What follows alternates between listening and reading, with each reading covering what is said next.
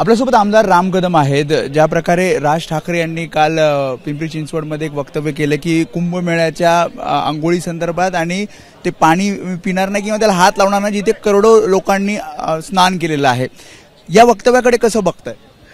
57 कोटी सनातन हिंदू बांधवांनी त्या ठिकाणी संगमावर त्या पवित्र कुंभमेळ्यामध्ये डुबकी मारलेली आहे। मी देखील 3 वेळा त्या ठिकाणी गेलो।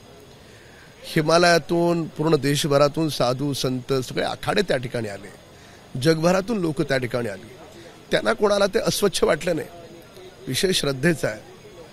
पण एखादी व्यक्ती त्या ठिकाणी न जाता त्याला अस्वच्छ म्हणत असेल तो त्यांच्या तो विचारधारेचा भाग आहे।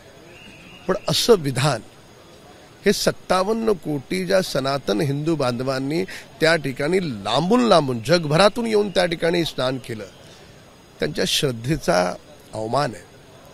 आणि सोबत मोदी सरकार सगळ्याच नद्या स्वच्छ झाल्या पाहिजेत यासाठी प्रयत्न करत आहे।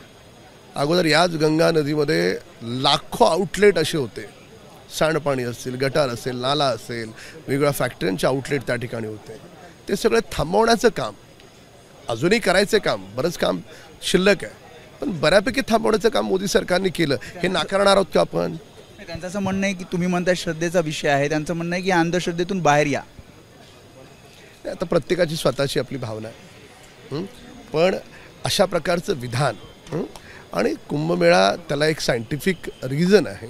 त्या कुंभमेळ्याच्या संगमावर स्नान करण्याचं देखील एक वैज्ञानिक कारण आहे। तर त्या सगळ्या वैज्ञानिक कारणांना जर आपण अंधश्रद्धा म्हणू लागलो तर ते काही योग्य ठरणार नाही। मी स्वतः माझ्या वडिलांना घेऊन त्या ठिकाणी 3दा मी स्नान करायला गेलो होतो।